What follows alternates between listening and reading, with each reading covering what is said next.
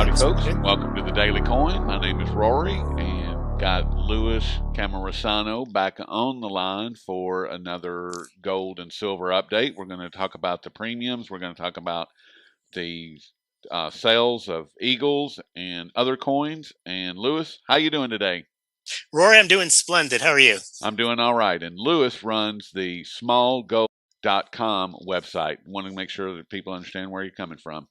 That's right. Smallgold.com. Please check it out. All right, and let's just jump right in.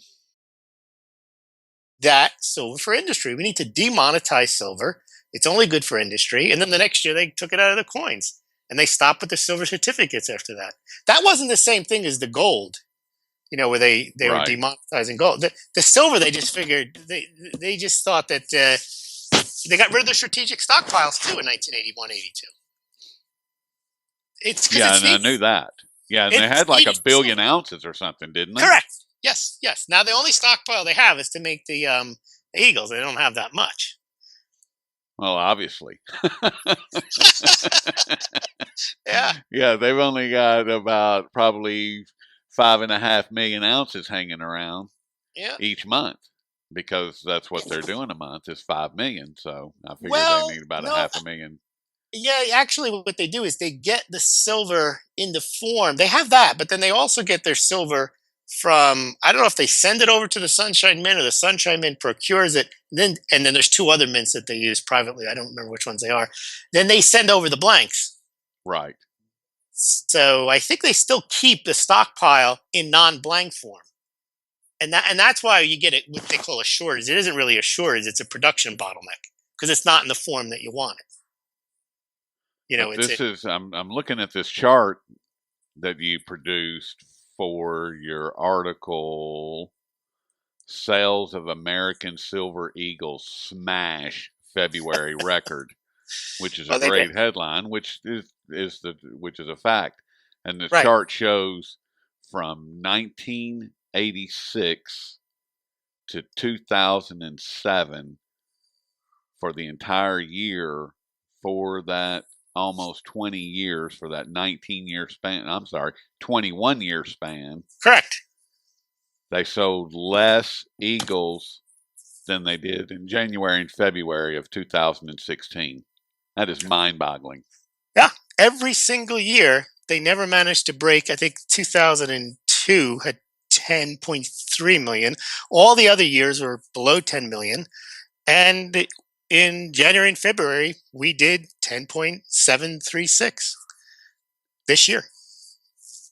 That is just incredible. That's a run rate of over, about 60 million a year. Yeah, a little bit more actually. Yeah. About 62 million. Uh-huh. So we'll see how that pans out.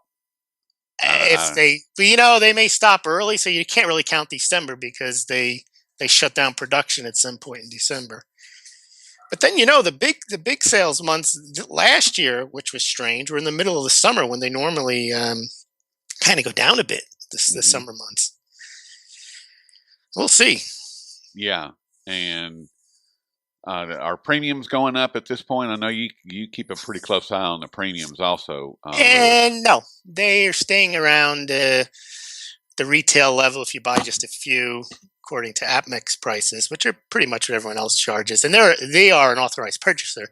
They're about 25%. I mean, they had gone up to 50% last September, October during that shortage, which at the time, as we were talking earlier, when they had to introduce, the Perth Mint introduced the Silver Kangaroo in order to, meet the demand that the Silver Eagle the U.S. Mint wasn't able to meet with the Silver Eagle. Yeah, and they're on pace to break 12 million of just the Kangaroo for this year. The Perth Mint reports total ounces of silver. They don't break it down by. Okay, I'm sorry. That's all right, but the bulk of it is the Kangaroo. The Kangaroo sales. They have done 6 months in a row of over 1 million ounces of silver since the Kangaroo was introduced. And prior to that, the monthly totals for Perth Mint silver were in the 2 to 4, 500,000 ounce range. And ever since September, they've done between the first month, September 2015, they did about 3.5 million. Yep. They did close to 2 million in October, a million and a half in January this year, and they broke over a million this year in February. See, and once again, that comes back to the same question that I continually ask: where is it coming from? But we know. I mean, you sent me an email yesterday or this morning about Australia's overall, the country of Australia being their silver mining production. That was the gold mining, Roy. I'm sorry, gold mining. So Australia doesn't really have, nor does India. A lot of these countries that are gold consumers don't really have much in the way of silver mining. The big silver mining countries are the biggest one is Mexico. Yes. And Mexico produces the largest amount of silver. China produces a decent amount as well, but you never see that either. That they scoop that up for their solar needs. Well, they were doing about 100 million ounces a year before they stopped, and then they became a 100 ounce or 100 million ounce purchaser Correct. of silver. So that's a 200 million ounce swing, and it's never stopped. And that was Right. about 4 or 5 years ago, I believe. Maybe not quite that long, but it's been several years now that change occurred. Right. And when you talk about where's the silver coming from, they're still pumping out, as we've discussed for the last couple of weeks back and forth, silver mining production in Mexico, whether it's up 1% or down 1% in 2015 is kind of irrelevant. The point is 2014 was a very, very big year for silver mining production, and it was a very big year for almost all the publicly reporting silver miners, including the largest primary silver miner in the world, Franzillo, produced 4.5% more silver in 2015 and 14. So it's coming from mining production, as you know, the secondary supply.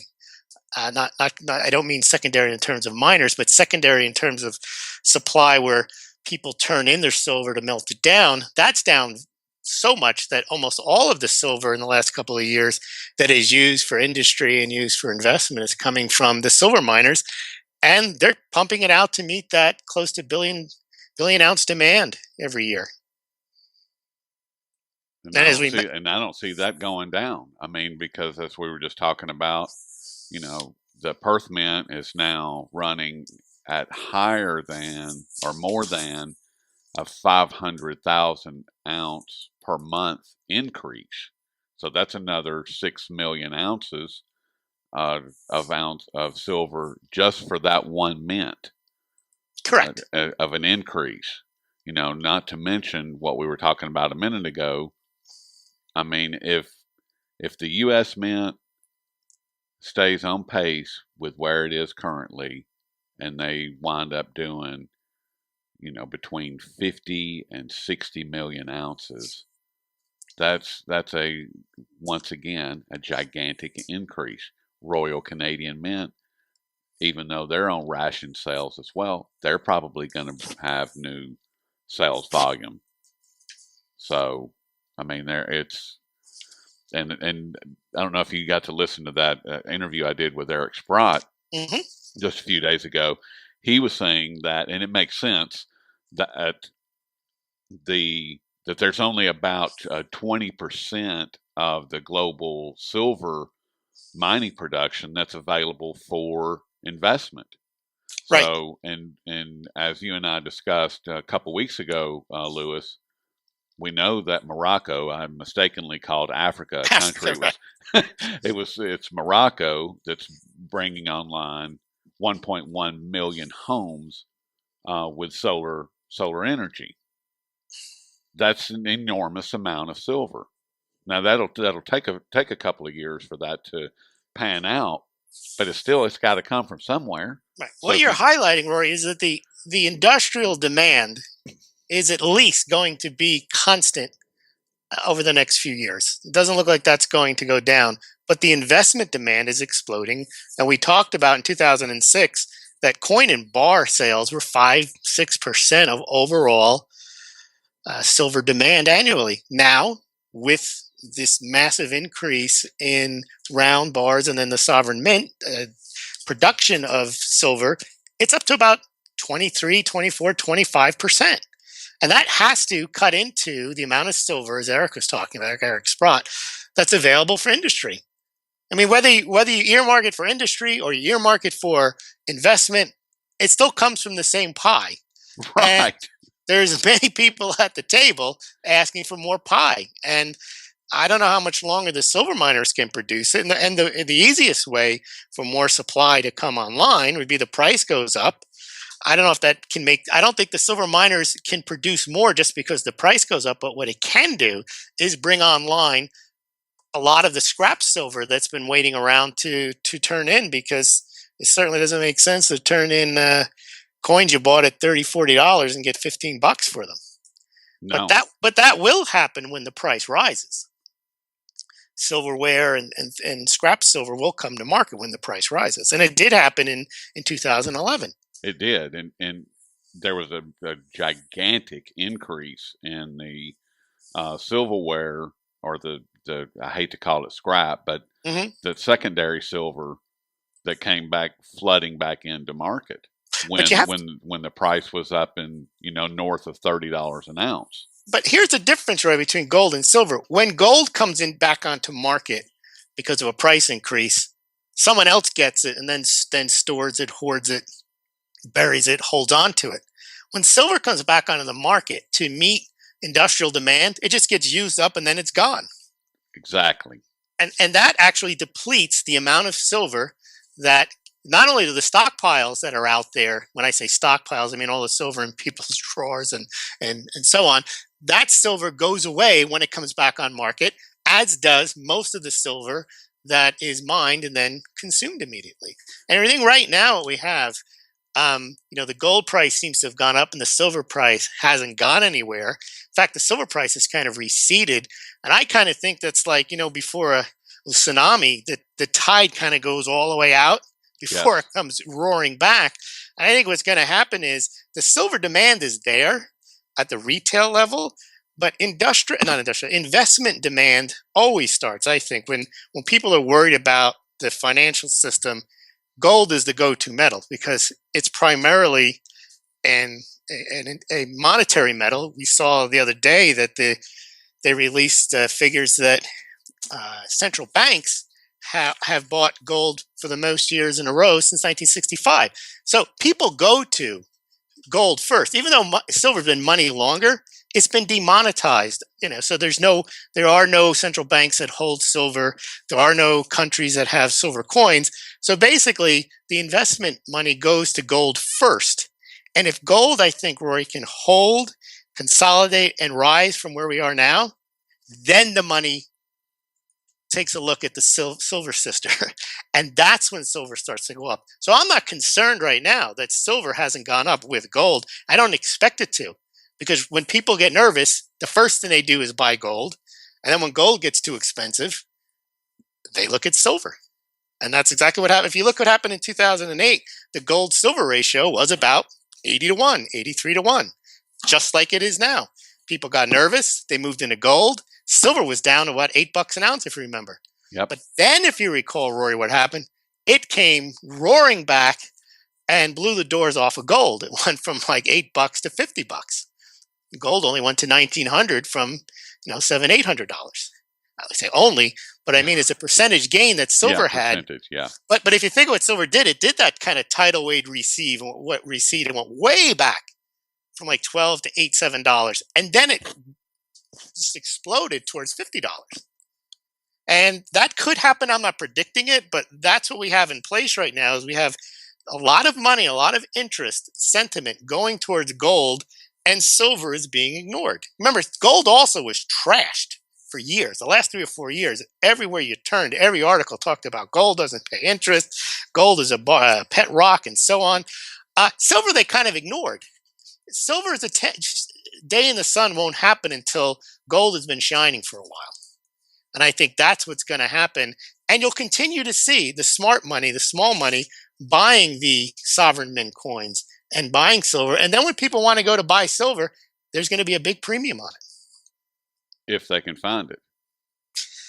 Well, Yeah, they'll be able happen? to find it. It'll just be No, what will happen, Rory, is that as we were talking about, there will be massive bottlenecks. They will not be able to mint the coins fast enough because they may have the silver, but it has to be in the form that you can then strike a coin on.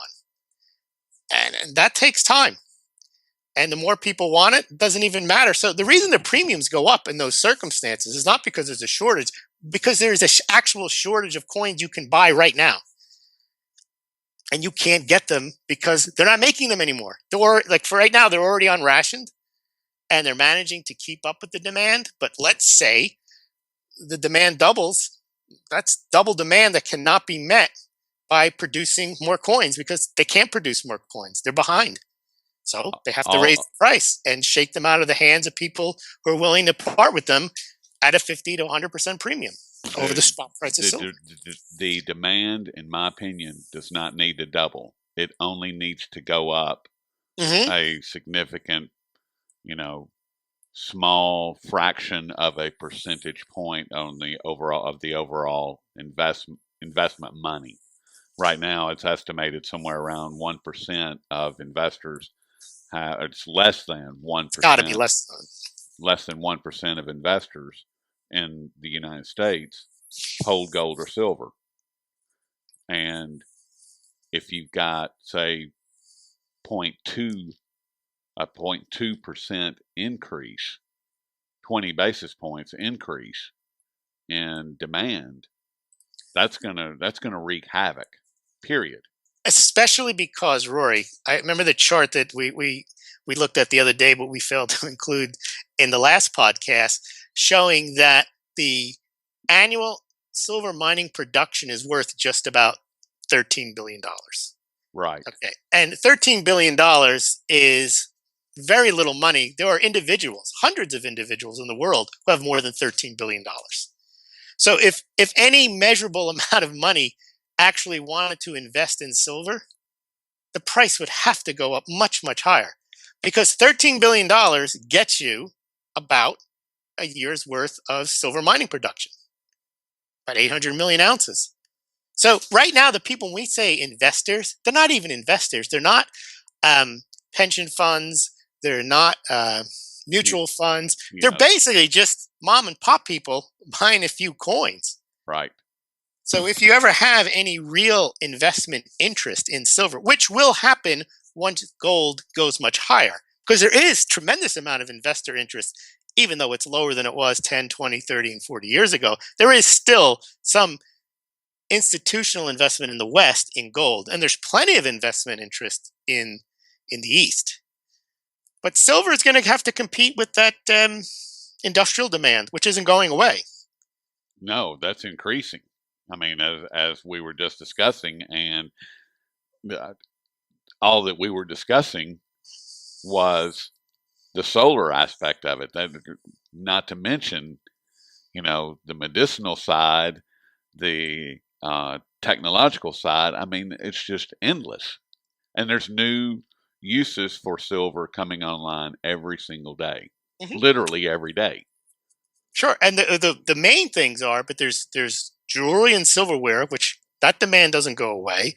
As you mentioned, silver has antimicrobial properties and it kills bacteria and things like that. So that's good for medical devices and water filters, and then of course there's the electronics industry because silver is the best conductor of electronics and it's prized for its use in electronics. And as you mentioned, though, Rory, the amount that they use in each cell phone, PC, laptop is de minimis. But in the aggregate, they use about 10 million ounces a year for cell phones demand, 7, 8 million for PCs. And that's 20, 25 million ounces worth of silver that gets thrown away every year. It's thrown away, never coming back. And there are some companies that do extraction processes and try to extract silver, but they also try to extract gold too, which is also in small amounts in electronics as well. Yeah, but as far as what they're recovering versus what's being thrown out, No, they don't get a percent. You know what else there is, Rory? We didn't mention was India. We can put some charts up for the listeners on India. India has imported record amounts of silver because, as you know, they've not only put import duties on gold, they've also put a sales tax on it. So they basically have ignored silver, and they're also trying that scheme where they're trying to monetize the gold by asking the Indian people to send them their gold, and they'll pay them interest on it.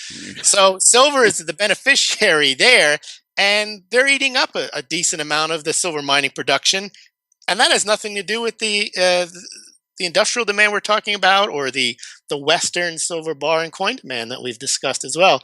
So silver is the one where there are no stockpiles. There's a lot of demand, and also there's not that many companies that are involved or engaged in the refining and the production of, as we've seen, the world's largest mint can't keep up with a small amount of silver coin demand, because 60 million coins, if they do that this year, that's less than 10% of the overall silver demand. And as you say, that could increase, but they don't have the capabilities. The mints don't have the capacity to produce silver in quantities 20, 30% higher than they already are now, because they can't meet the demand as it is. Well, actually, they have the capacity, because, as Eric Dubin pointed out, there was not one coin produced out of it was either West Point or San Francisco. Yes, they're not using all the mints. That's correct. But the reason they're not, Rory, is it's not just an issue of capacity. The entire industry doesn't have the capacity, because they have to have the blanks ready. So the reason they don't run those other mints is they don't have anything to run them with. It's not like they don't have the manpower; they don't have the blanks. Why wouldn't you increase on that end, though? Because what they did years back was they outsourced. They could. The U.S. Mint obviously is a mint, and they make billions of pennies and nickels and dimes every year.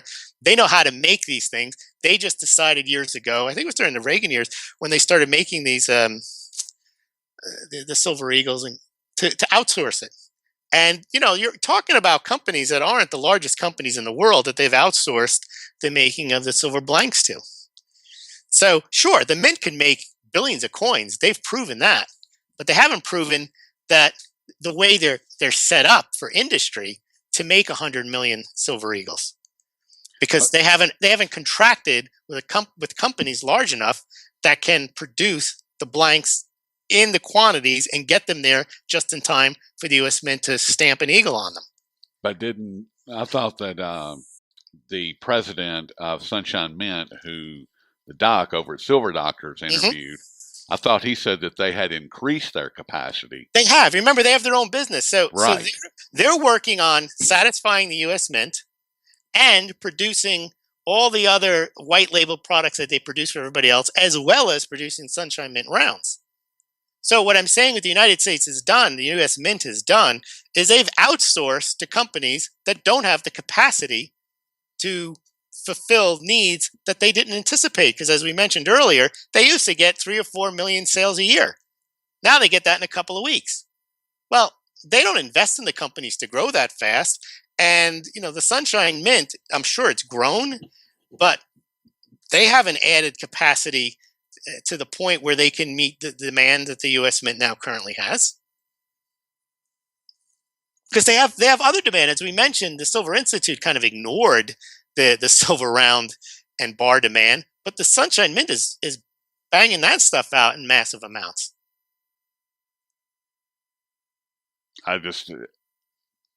Folks, if you don't have some silver, I don't know. I don't know what to say. Yeah. No, what I was getting, the point Eric is correct. They're not running it, and Dave Kranzler's made the same point. They're not running all the mints, but that's because they don't have the blanks for them.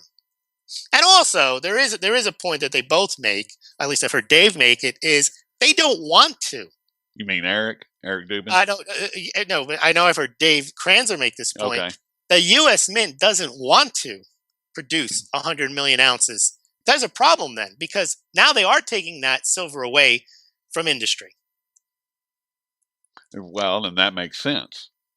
I know that started when they stopped making U.S. Silver coins back in 1960, the end of 64, early 65. Was they were concerned. The United States said that, or John Kennedy himself said that silver serves no monetary use. It's an industrial metal, and he was looking to close down the silver certificate program and to use the silver that they had in stockpiles and push it towards industry. And it makes sense. The United States does not want people buying 200 million silver. Those are supposed to be collector coins. They weren't really supposed to be uh, a hedge against the United States government itself, right? They were just supposed to be nice little collector sets. You give them to your kids. They weren't meant to compete with the U.S. dollar. They weren't, but that's what people are using them for. People are That is buying them correct. because they're concerned about economic uncertainty. Because silver's been money longer than gold. And so, the gold has worked out for them because the U.S. Mint doesn't really sell that much gold in the grand scheme of things. But they're now starting to sell a significant percentage of the world's silver by making 50, 60 million silver eagles a year. That's 50, 60 million ounces, which ends up being an upper single digit percentage of the overall silver mining production. So, to Dave Crandler's point, they don't want that to go to 10, 12%. So, they're not going to try to contract with more or with the Sunshine Mint for twice as many blanks to be made. It's going to cut into the silver demand. Okay. Because they can't even answer the question that I've been asking for the past 3 years. Where's it going to come from? And It's going to be it's not taken going from to one happen. source. It's going to be taken, right. The pie is only so large. The only Right. place it can come from is they have to take it from someone else. They have Right. to take from an industrial demand. And then what happens is the industrial players, remember, they had no problem paying $50 an ounce because the amount that they use in industry isn't that much per unit that they make. They had no problem paying $45, $50 an ounce. You didn't hear complaints back then that the prices of your electronics were going up because of silver, or you couldn't buy this because there was a lack of silver. They'll pay it. But then, of course, if industry is willing to pay it, then investors have to pay it too. I don't understand. I think that somebody, one of the big electronics firms, has bought a silver mine, and I don't understand why they all wouldn't, like Samsung or Sure. LG or whoever. Lock Why? down your forward requirements. Exactly. I mean, it's not that expensive. I mean, if you look at what Keith Neumeyer's doing, he's buying gold and silver mines for, I think he said $10 an ounce for gold. I don't know what his silver cost is. But I mean, if the entire amount of annual silver mining production could be bought for $13 billion, Right. spend a few hundred million. And Make it happen. That yeah, way you've got your go forward supply already locked up. It's right there in the ground. All I got to do is go get it. I mean, if you think about it, Rory, the price of silver today is lower than it was on average in 1979. And people can talk about, well, that was because of the Hunch brothers. Yeah, but the Hunch brothers highlights the fact that all it takes is an increase in demand for the price to rocket up because the size of the market is so small. Yep. And it looks like we're seeing pressure now from the sovereign mint coin demand. Is really pushing into the amount of silver that's available for industry. And that demand isn't decreasing. Anywhere. It's not. I mean, and people can say, well, manufacturing's down. Well, not in Morocco. Not for silver I mean, demand. solar is growing. You may get a decline in consumer electronics as economies contract, but the solar demand, the plans in India and China, and as you mentioned, Morocco in Africa, they're all planning on increases in solar power. So overall, the industrial demand is not going down, and the investment demand is clearly on the way up. Got to be. Well, Lewis, one thing, and then we're out of here. The All right. Australian gold. Explain what's going on with the Australian gold mining production increase. I think it was like a 28-year high or something. It was some ridiculous number. I think what's going on there is, again, there's demand for gold. And what happened in the last couple of years, which kind of took a lot of people by surprise, is the decline in oil prices, which makes it easier or cheaper to produce gold because energy is your largest input, that along with labor. And also the Australian dollar got hit. So their costs came down because they mine in Australian dollars and they can get cheap oil. So they're able to increase their production. It makes sense. And again, when the price went down the last few years, you have to mine more to meet your costs. So they did, and they were lucky enough to have a low Australian dollar and a lower price of oil to help them achieve those results. So that there is a silver lining in the lower oil prices and the lower Mexican peso, Australian dollar, and so on, where they can actually they're not hurt as much, mining more. And that's why they've been able to increase production when you would think they wouldn't be, because the price has gone down. Now, if you're hitting a 28-year high in mining production in one country for gold, my guess is that they're probably sitting on quite a bit of that. I don't know about Australia. Australia's probably sending it all to Switzerland to be refined, recast, and sent back their way, but not to Australia, but to China, Hong Kong, Vietnam, Thailand, and other places east. Okay. Because China produces the world's most gold, and they consume all of it. Russia produces the second amount of gold, and from looking at how much gold they add to the reserves every month, it looks like they're up to about 3/4 of the gold they mine. It seems like they basically take it off the miners, buy it with Russian rubles, and put it into the reserves. So Australia is kind of the largest mining country that's probably exporting, because you got to remember, Australia, Canada, United States, they don't add gold to their reserves. The United States hasn't added gold to its reserves since the 50s. Canada just sold basically the last bit of gold they had. So these countries, the Anglo-Saxon countries, are not, because they're dollar based, they're not interested in hoarding gold, and they're trying to make it seem like it's not worth much. If you think about it, the United States government, the Fed, unless asked by Ron Paul, never mentions gold at all. And Ron Paul's not even there to ask about it anymore.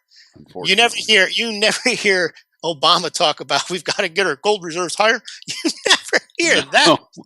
He doesn't even know where it is, if it exists, and he doesn't even care. Right. Yellen, if you go through this, I did this exercise once. I went through the speeches for the last 5 or 6 years of all the Fed presidents, and I did a search for gold. Never mentioned. Goldman Sachs came up a couple of times, but gold itself didn't come up. That's because it's been the dollar. They've been playing this game that the dollar is money since 1971, not a dollar backed by gold, but the dollar is the money. And that's what they've been stickling on. And that's what the media says. You never hear U.S. officials talk about our gold reserves. You would think when the price goes down, any sensible country would. Why doesn't the United States add to its gold reserves? You can never have enough. But they don't. They don't audit it. It's too expensive to audit. Too expensive to audit. That's really. And to that argument, I would say let's cancel one of those non-working F-35 fighter jets and audit the gold. Oh, you don't have to cancel anything. The United States owns $19 trillion. Just issue more treasury bonds to pay for the audit. It's not a big deal. They don't want to do it. They don't want any attention on gold. That's just the way things are. It's unfortunate. Yep. But it's the way it has to be, because the United States, in order to run the world reserve currency, has to consciously ignore gold and consciously defend the dollar. Well, on that note, Lewis, we'll pick this up in a week or so. And thank you, sir. Thank you, Lewis.